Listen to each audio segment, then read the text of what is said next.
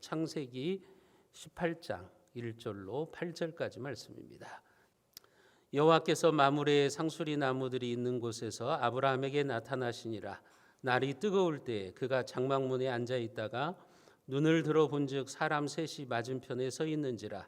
그가 그들을 보자 곧 장막문에서 달려나가 영접하며 몸을 땅에 굽혀 이르되 내 주여 내가 주께 은혜를 입었사오면 원하건대 종을 떠나 지나가지 마시옵고 물을 조금 가져오게 하사 당신들의 발을 씻으시고 나무 아래에서 쉬소서.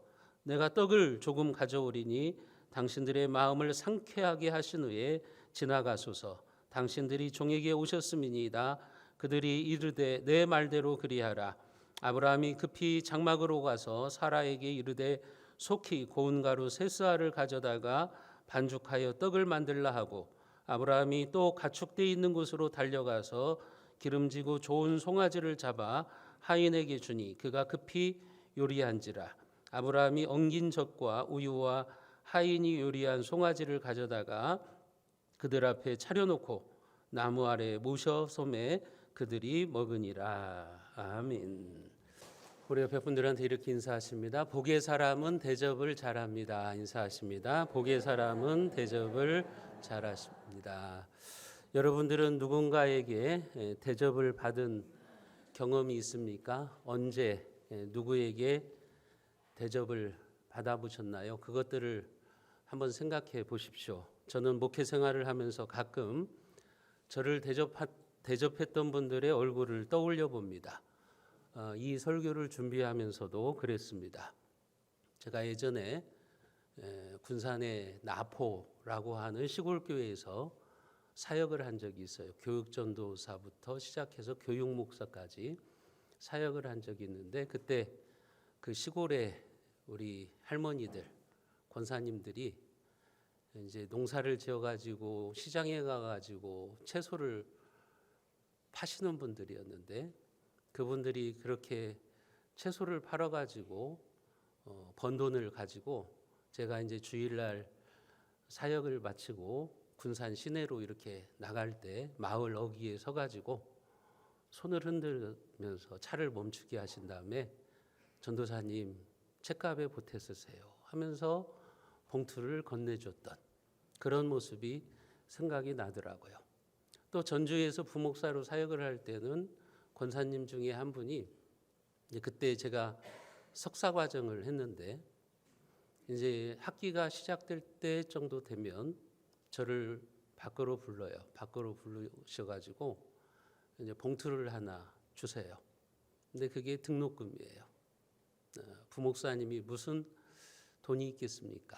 하시면서 그렇게 등록금을 대줬던 권사님도 생각이 납니다. 또 정읍에서 사역할 때는 담임 목사님이 배려해 주셔가지고 제가 부목사인데도 박사과정을 했습니다. 박사과정을 총신해서 마치려면 한 4천만 원, 5천만 원이 들어가요. 그런데도 학비를 대주셨어요. 교회에서. 담임 목사님이 장로님들을 설득해가지고 부목사들을 소모품으로 생각하지 맙시다. 그냥 잠깐 몇 년 왔다가 간다고 그래가지고 그렇게 홀대하지 말고 우리가 하나님 나라의 일꾼을 키웁시다. 좋은 목사를 만들어서 섬기는 것도 그게 한국 교회를 위해서 하는 일입니다. 그렇게 해가지고 제가 박사과정을 마쳤습니다. 여러분 그것들은 좁은 마음을 가지고는 할 수 없는 거죠. 내 교회, 나만을 생각하면 그런 섬김은 불가능한 겁니다. 넓은 마음을 가지고 하나님 나라를 바라볼 때 그런 섬김이 대접이 가능한 거죠. 갑자기 며칠 전에 받았던 대접이 생각나네요. 지난주 어떤 분 한 분이 저희 가족과 또 간사님들을 데리고 익산에 있는 한정식집에 가가지고 아주 맛있게 식사를 대접해 주시더라고요. 이 말을 안 하면 그분이 서운할까 봐. 왜? 다른 교회에서 대접받은 것은 말씀하시는데 우리 교회에서 대접받은 것은 말씀 안 하세요? 그럴까 봐. 여러분 그런 우리 교회도 섬김의 사람들이 참 많아요. 대접을 잘하시는 분들이 많아요. 저는 이런 분들을 생각할 때마다 기도합니다. 하나님께서 그 아름다운 대접을 하시는 분들에게 복을 내려주세요. 섬김의 복을 내려주세요. 그렇게 기도를 합니다.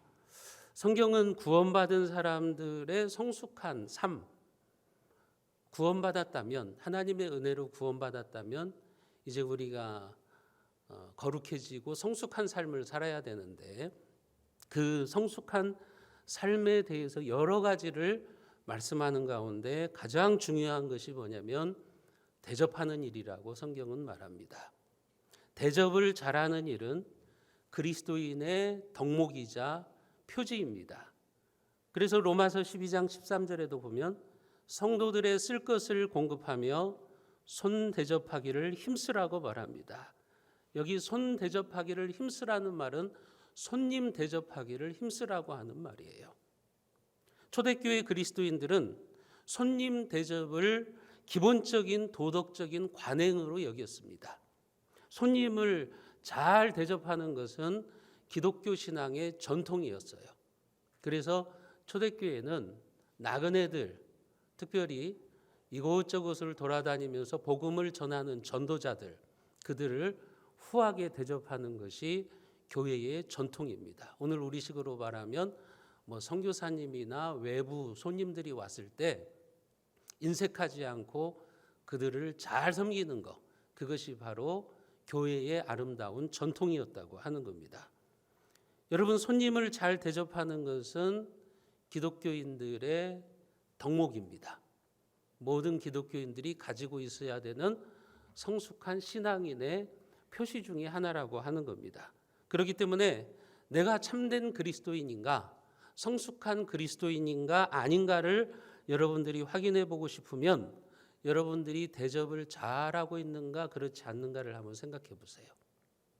지금 여러분들이 대접을 잘하는 신앙생활을 하고 있다면 여러분들은 성숙한 그리스도인이에요.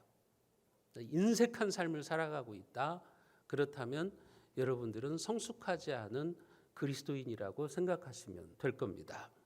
그래서 초대교회에서는 교회의 중직을 세울 때, 교회의 일꾼들을 세울 때 아주 중요한 기준 중에 하나가 바로 대접을 잘하는가, 그것이었어요. 디모데전서 3장 2절에 보면 그러므로 감독은, 여기 감독이라는 것은 오늘날로 말하면 목사나 장로님을 말하는 거예요. 아주 중요한 교회의 일꾼들, 그 일꾼들을 세울 때 조건을 말하는 거죠. 책망할 것이 없으며 한 아내의 남편이 되며 절제하며 신중하며 단정하며 나그네를 대접하며. 교회의 중직이 되는 조건 중에 하나는 대접을 잘하는 사람이었어야 돼요. 이게 초대교회의 기준이었어요. 일꾼을 뽑는데 아주 중요한 기준이에요. 대접을 잘해야 돼요. 그래야 교회의 중직이 될 수가 있는 겁니다. 왜 교회의 일꾼이 가져야 되는 덕목 중에 하나가 대접입니까? 그런 사람들이 교회의 일꾼으로 세워져야 그 교회가 대접하고 환대하는 공동체가 될 수 있기 때문에 그런 거죠. 예컨대 당회원들이 좁쌀만한 마음을 가지고 있어요. 그러면 교회에 선교사님이 와도 인색하고 손님들이 와도 대접할 줄도 모르고 자기 것을 내놓을 줄도 모르고, 그러면 그런 교회는 하나님이 복을 주시지 않겠죠. 그런 인색한 교회에 하나님이 은혜를 베풀어 주시지 않을 거예요. 그래서 초대교회는 일꾼을 세우는 중요한 기준 중에 하나가 대접을 잘하는 거였어요. 오늘날에도 저는 이런 기준이 있어야 된다고 생각해요. 적어도 교회의 중직이 되려면, 안수집사나 장로가 되려면 자기 것을 베풀고 자기 것을 내놓고 헌신하고 후한 마음으로 대접할 줄 아는 사람, 이런 사람들이, 이런 성숙한 신앙의 덕목을 가진 사람들이 교회의 일꾼이 돼야 됩니다. 그럴 때 그 교회는 후한 공동체가 되는 겁니다. 대접을 잘하는 교회가 되는 것이고 좋은 소문이 나는 교회가 될 거예요. 여러분, 그런 교회에는 하나님의 역사와 축복이 임하게 되는 거죠. 오늘 본문 말씀에도 보면 우리는 믿음의 조상 아브라함이 축복의 통로로서 나그네를 잘 대접해 가지고 하나님의 복을 받는 모습을 보게 됩니다. 오늘 말씀을 통해서는 아브라함이 어떻게 나그네들을 대접하는가를 우리가 살펴보게 될 거고, 다음 시간에는 하나님께서 그런 아브라함을 어떻게 복 주시는가를 우리가 한번 살펴보려고 그래요. 우리가 앞에서 살펴보았던 창세기 17장, 창세기 17장은 어떤 모습이 나왔죠? 우리가 잘 아는 것처럼 아브라함이 할례를 받는 장면이 나옵니다. 오늘 우리식으로 말하면 세례를 받는 장면이 나오는 거예요. 할례가 뭐라 그랬죠? 하나님의 백성의 표시라고 말을 했어요. 아브라함이 창세기 17장에서 할례를 받은 다음에 이어서 18장에 나오는 모습이 뭐냐면, 아브라함의 삶의 모습이 뭐냐면 대접이라고요. 나그네를 대접하는 장면이 나오는 거예요. 그 이유는 할례를 받고 세례를 받고 하나님의 백성이 된 사람들은 대접하는 삶을 살아야 된다는 것을 지금 보여주고 있는 거예요. 성경이 지금 그걸 보여주는 거예요. 창세기 17장에서 아브라함이 하나님의 백성으로 세워졌어요. 하나님의 백성으로 할례를 받았어요. 그 다음에 그의 변화된 삶, 할례를 받고 하나님의 백성으로서 변화된 삶의 가장 중요한 모습이 뭐였느냐? 대접이었다고 하는 거예요. 나그네를 대접하는 삶이었다고 하는 거죠.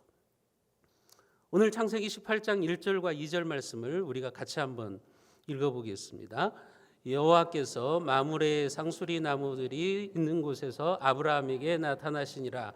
날이 뜨거울 때 그가 장막문에 앉아 있다가 눈을 들어본즉 사람 셋이 맞은편에 서 있는지라. 그가 그들을 보자 곧 장막문에서 달려나가 영접하며 몸을 땅에 굽혀. 여기에 보면 날이 가장 뜨거울 때라고 1절에서 말하잖아요. 날이 가장 뜨거울 때 정오, 그 시간에 나그네들이 아브라함을 방문했어요. 예기치 않은 시간에 찾아온 거죠.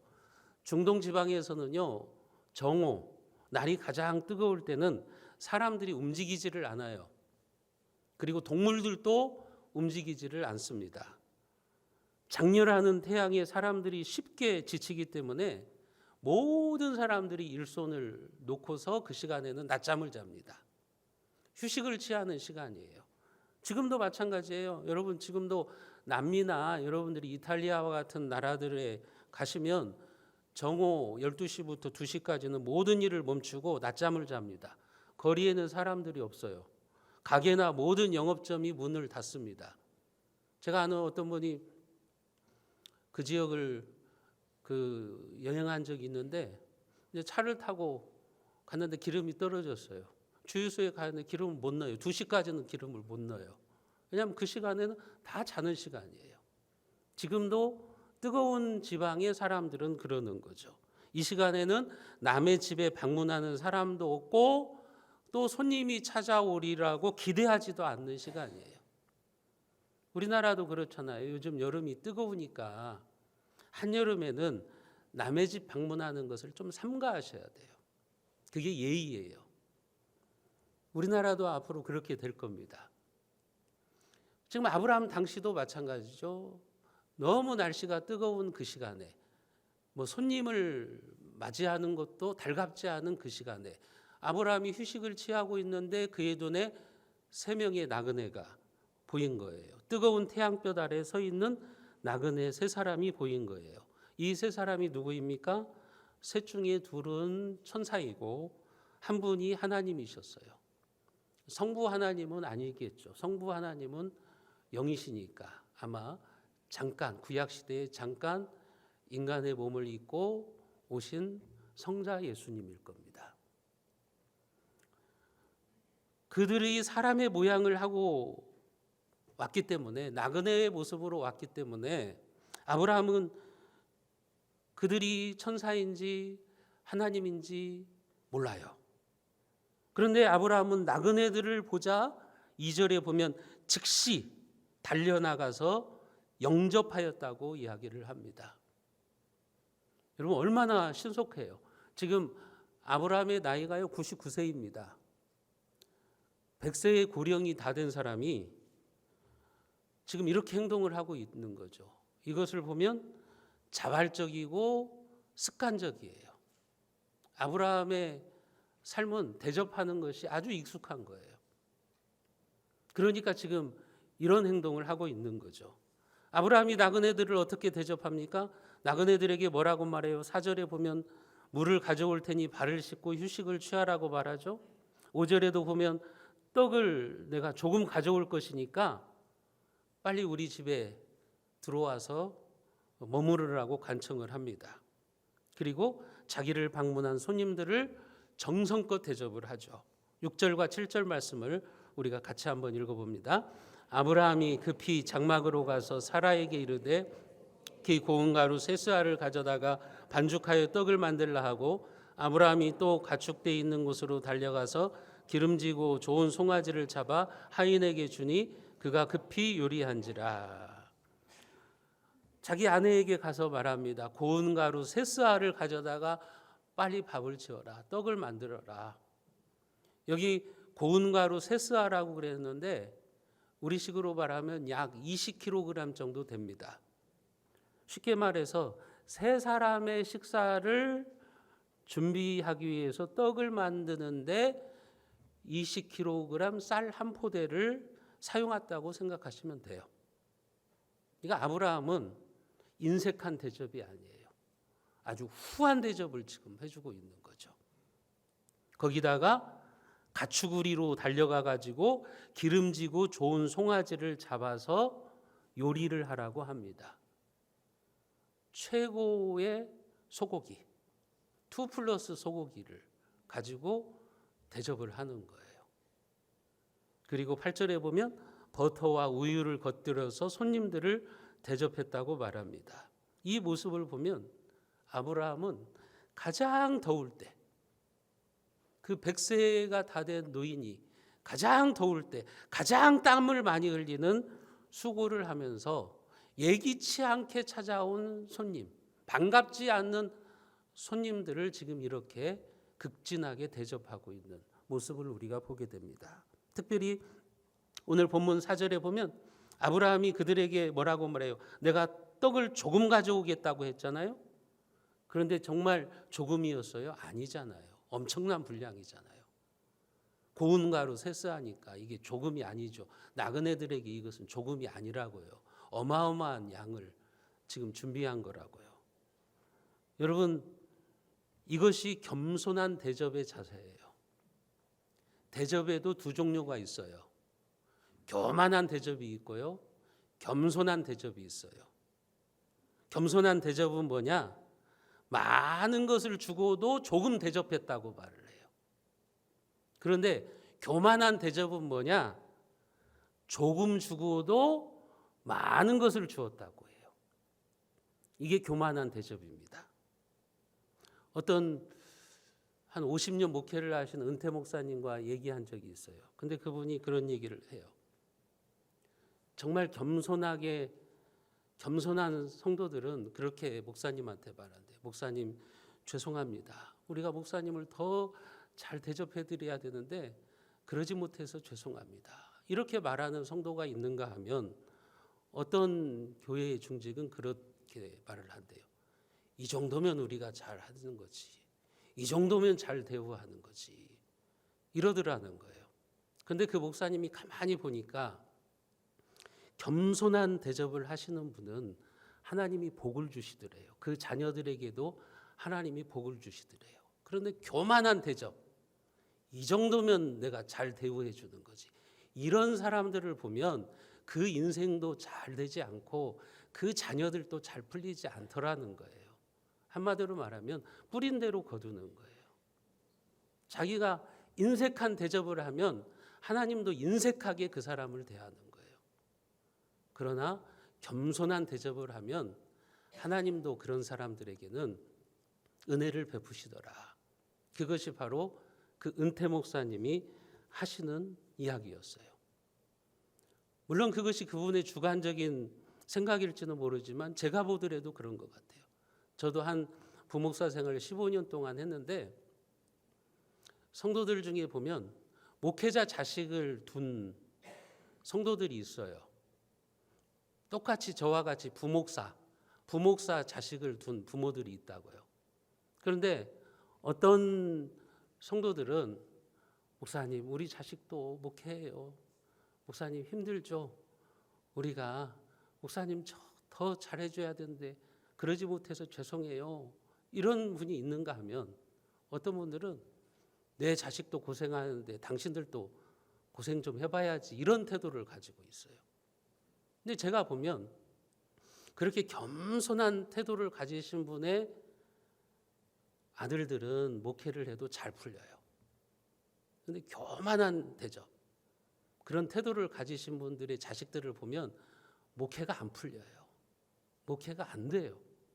그것이 바로 하나님의 원리라고요. 하나님이 다 보고 계신다고요. 하나님이 안 보고 계시는 것 같아도요, 우리가 겸손한 대접의 자세를 가지고 있는지 교만한 대접의 자세를 가지고 있는지 하나님이 다 보고 계시는 거죠.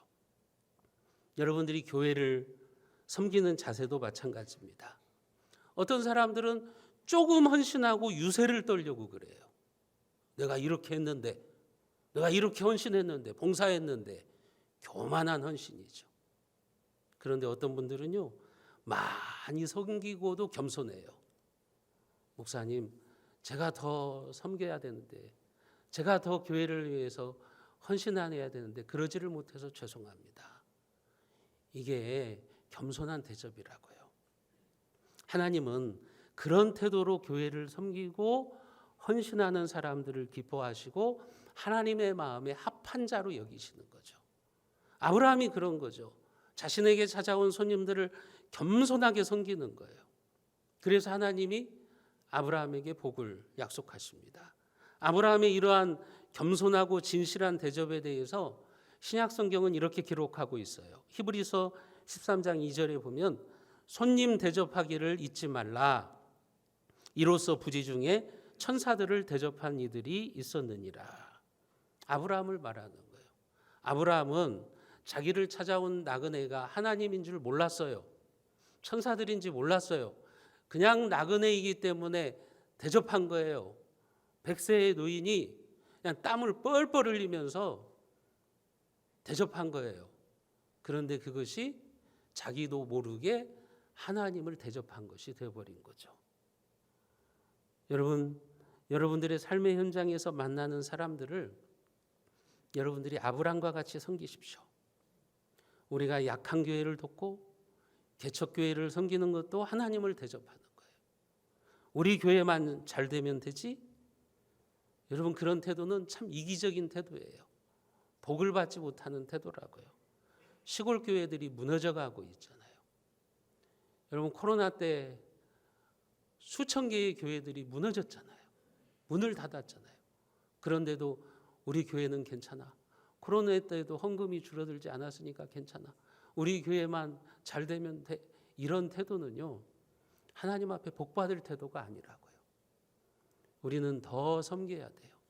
몇 주 전에도 제가 말씀드렸던 것처럼 여러분들이 다 시골교회 출신들이잖아요. 여러분들이 이 자리에 와 있으니까 그 시골교회는 비어 있는 거 아닙니까? 이 지방에 있는 사람들이 서울 올라가서 서울의 대형교회에 가 있으니까 지방교회들이 지금 무너지는 것 아닙니까? 그렇다면 우리들도 여러분들이 자라왔던 시골교회들을 섬길 줄 아셔야 되는 거예요. 그들을 도와줄 줄 아셔야 되는 거예요. 그게 겸손한 섬김이라고 하는 겁니다. 여러분, 우리가 선교사님들을 돕고 후원하는 것도 하나님을 대접하는 거예요. 그래서 예수님은 마태복음 10장 41절과 42절에서 우리에게 그렇게 말씀합니다. 우리가 같이 한번 읽어보겠습니다. 선지자의 이름으로 선지자를 영접하는 자는 선지자의 상을 받을 것이요, 의인의 이름으로 의인을 영접하는 자는 의인의 상을 받을 것이요, 또 누구든지 제자의 이름으로 이 작은 자 중 하나에게 냉수 한 그릇이라도 주는 자는 내가 진실로 너희에게 이르노니 그 사람이 결단코 상을 잃지 아니하리라 하시니라. 여러분, 선지자의 이름으로 선지자를 영접하는 자는 선지자의 상을 주신대요.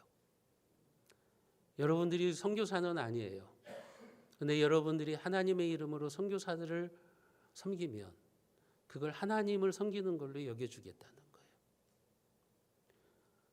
여러분들이 하나님의 이름으로 시골교회 목사님들을, 개척교회 목사님들을 섬기면, 우리 교회가 그렇게 하면 하나님은 우리가 하나님을 대접한 것으로 여겨주시겠다는 거예요. 그래서 그 사람이 결단코 상을 잃지 아니하리라. 사랑하는 성도 여러분, 혹시 우리는 교만한 대접을 하고 있지 않습니까? 그냥 조금 도와주고 많이 우리가 도와줬잖아, 이런 교만한 대접을 하고 있지 않습니까?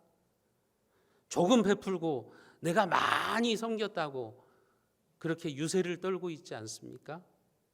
여러분들은 교만한 대접을 하지 마시고 겸손한 대접을 하시기 바랍니다.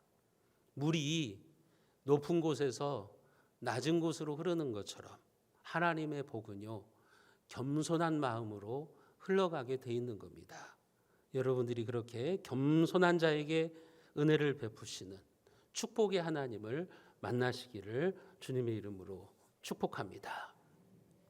여러분, 대접이라고 하는 것은 우리가 단순히 선행 차원의 문제가 아니에요. 대접은 우리의 구원과도 관련된 문제라고요. 마태복음 25장을 보면요, 말세의 시대에 우리가 어떻게 살아가야 될지를 주님께서 비유로 말씀하셨어요. 거기에 보면 마태복음 25장에 세 가지 비유가 나와요. 열처녀의 비유, 달란트의 비유, 양과 염소의 비유가 나와요. 이 세 가지 비유는 우리가 주님 오실 때까지 어떤 삶을 살아야 되는가를 보여주는 거예요. 열처녀의 비유는 기름을 준비한 5 처녀처럼 우리가 지금 여기에서 영적으로 무뎌지지 말고, 영적인 잠을 자지 말고 정신을 똑바로 차리고 깨어 있으라는 거예요. 다시 오실 신랑 주님을 기다리라는 거예요. 그게 열처녀의 비유예요. 5 처녀의 지혜로운 처녀의 모습을 통해서 우리에게 가르쳐 주는 거예요. 달란트의 비유는 뭐예요? 하나님이 우리에게 주신 은사를 땅에 묻어주지 말고 최대한 활용해서 봉사하라는 거예요. 그냥 교회만 왔다 갔다 하지 말고 내가 잘하는 것이 있으면, 내 은사가 있으면 그것을 사용하라는 거예요. 그것이 1 달란트든지 2 달란트이든지 사용하라는 거예요. 하나님의 나라를 위해서 섬기고 봉사하라는 거예요. 그게 달란트의 비유라고요. 마지막 양과 염소의 비유가 뭔지 아십니까? 양과 염소의 비유를 통해서는 주님이 우리에게 대접하는 삶을 살아야 될 것을 말씀하세요. 주님 오실 때까지 우리는 대접하는 삶을 살아야 된다. 양과 염소의 비유에 보면요, 마지막 날에 주님께서 모든 인간들을 2 부류로 갈라버리십니다.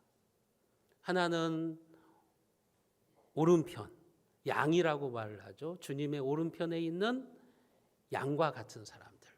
또 한 부류는 왼편에 있는 염소와 같은 사람들이에요. 그런데 주님께서 왼편에 있는 자들에게 그렇게 말합니다. 저주를 받은 자들아, 영원한 지옥불에 떨어져라. 그렇게 말씀하신다고요. 그러면서 그 이유를 말해요.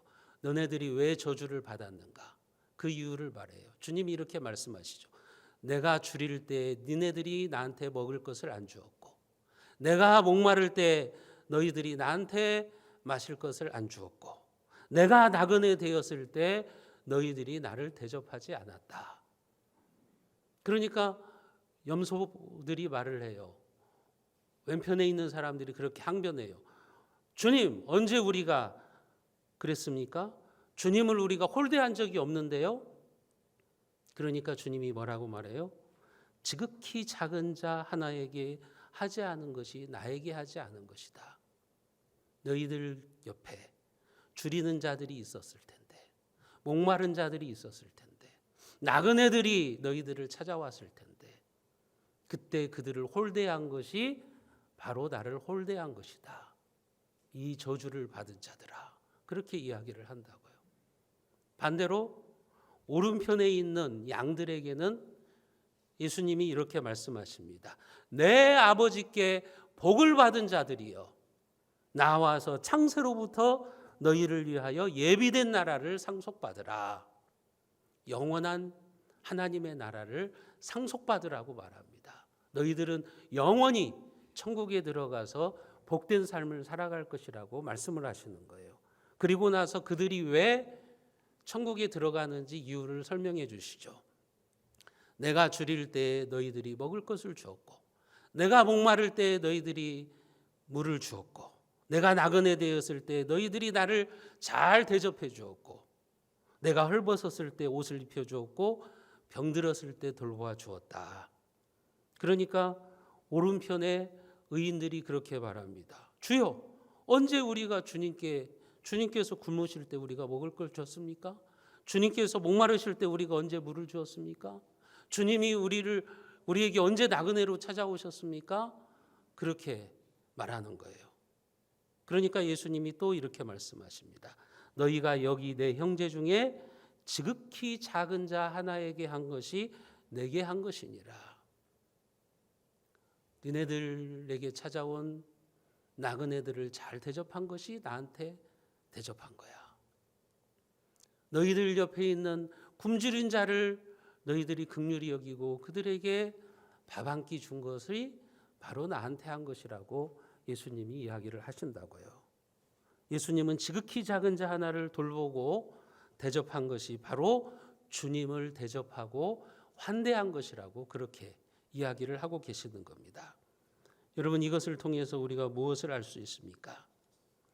주님은 오늘 또 여러분들을 찾아오실 때 내가 예수다 이렇게 하고 찾아오시지 않아요. 예수님이 여러분들을 찾아오실 때 나야, 나 예수야 하고 그렇게 찾아오시지 않는다고요. 가난한 자의 모습이나 병든 사람의 모습으로 찾아오세요. 우리 성도들 중에 병든 성도의 모습으로 하나님이 여러분들을 찾아오실 수도 있어요.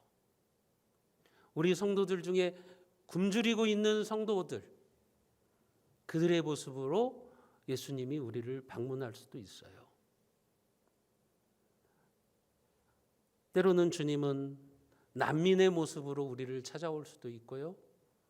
외국인 노동자의 모습으로 주님은 우리를 찾아올 수도 있습니다. 하나님은 여러 가지 모습으로 여러분들을 찾아오십니다. 내 주변에 있는 연약한 성도들을 위해서 통해서 찾아오시고요. 선교사님들을 통해서 찾아오시고요. 개척교회 목회자나 시골교회 목회자들을 통해서도 주님은 찾아오십니다. 여러분, 이런 면에서 매일의 삶 속에서 여러분들 곁에 있는 사람들에 대한 나의 태도, 내가 내 옆에 있는 사람들을 어떻게 대하고 있느냐, 그 태도가 바로 주님 앞에 다 전달된다고 하는 거예요. 주님께 다 그것이 기록되고 있다고 하는 거예요. 오늘날 많은 사람이 우리에게 찾아오시는 하나님을 알아보지 못하고 있습니다. 알아보지도 못할 뿐만 아니라 맞아들이지도 않고 대접도 하지 않습니다. 그 이유가 뭐예요? 가만히 예배당에 앉아서 신비로운 방법으로 하나님이 나에게 찾아오시기를 기다리고 있기 때문에 그래요. 하나님, 기도할 때 나에게 음성을 들려주세요. 기도할 때 환상을 보여주세요. 그런 방법으로 주님을 기다리시죠? 주님이 그런 방법으로 찾아오시는 게 아닙니다. 그런 사람들은 주님이 찾아오셔도 알아채지를 못해요. 물론 하나님은 우리가 예배 중에도 찾아오시고 기도하는 중에도 주님이 우리를 만나 주십니다. 그러나 우리 주변에 있는 사람들의 모습으로 주님이 우리를 신방하고 계십니다. 전혀 예상치 못한 장소에서 예상치 못한 모습으로 하나님이 여러분들을 찾아오실 수도 있다고 하는 거예요. 오늘 본문에 보면 태양볕에 지쳐있는 나그네의 모습으로 하나님이 아브라함을 찾아왔던 것처럼 오늘 또 주님이 그렇게 여러분들을 찾아오실 수도 있습니다. 사랑하는 성도 여러분, 우리의 믿음을 드러내고 입증하는 모습 중에 하나는 대접입니다. 내가 구원받은 하나님의 사람임을 드러내는 내 신앙의 표지가 대접이고, 그 신앙의 열매가 바로 대접이고 섬기는 것이라고 하는 거예요. 여러분들이 주님을 대접할 기회를 놓치지 마시기를 바랍니다. 언제 어떤 모습으로 예수님이 여러분들을 찾아오실지 몰라요. 어쩌면 이미 여러 번을 예수님이 여러분들을 찾아오셨을지도 몰라요. 그런데 그 주님을 여러분들이 홀대했을 거예요. 그 주님을 내쫓았을 거예요. 혹시 여러분들이 그러고 있지 않습니까? 여러분들이 아브라함처럼 겸손한 대접을 하십시오. 교만한 대접을 하지 마시고요. 겸손한 대접을 잘하는 삶을 통해서 여러분들의 믿음이 참된 믿음, 그리고 성숙한 믿음임을 찬란히 입증하는 복된 성도들이 다 되시기를 주님의 이름으로 축원드립니다.